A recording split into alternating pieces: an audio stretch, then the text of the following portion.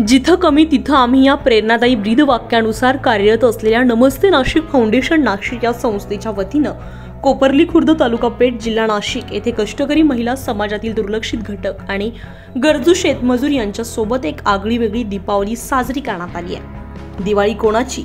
गरिबाची, श्रीमंतांची की मध्यमवर्गीयांची? श्रीमंतांची दिवाळी तर रोज साजरी होते, मध्यमवर्गीय तडजोड करून सण साजरा करतो, पण गरिबांचं काय? भारतातील सर्वात मोठा सण म्हणजे दिवाळी।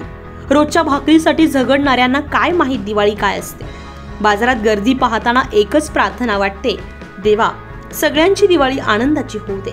दिवाळी म्हणजे फक्त घर सजवण्यासाठी दिवे लावणे नाही, तर प्रत्येकाच्या हृदयात ज्ञान, आशा आणि प्रेरणेचा दिवा प्रज्वलित करणे ही खरी दिवाळी। आणि या भावनेतून फाउंडेशनने एक हात माणुसकीचा या उपक्रमाअंतर्गत ग्रामीण भागातील गरजू लोकांच्या चेहऱ्यावर आनंदाचे हास्य फुलवले।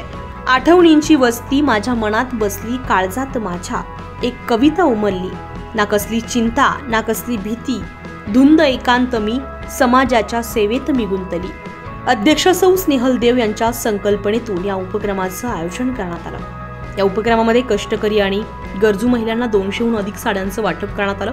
त्या साड्या स्वीकारताना त्यांच्या चेहऱ्यावरचा आनंद आणि समाधान ओसंडून वाहत होता।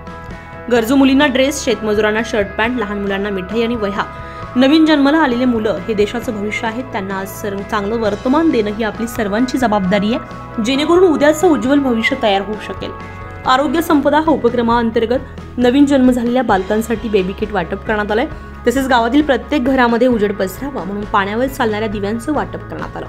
फराळाचा आनंद सर्वांनी एकत्र घेतला आणि खऱ्या अर्थानं माणुसकीचा सण साजरा झाला।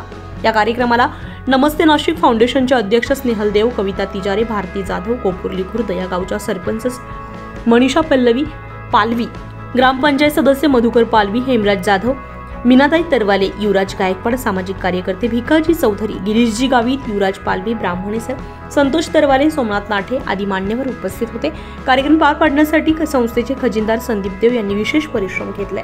दिवा केवळ घर उजळत नाही, तर तो माणुसकीचा प्रकाश पसरवतो आणि तोच प्रकाश नमस्ते नाशिक फाउंडेशन दरवर्षी समाजामध्ये उजळवत आहे।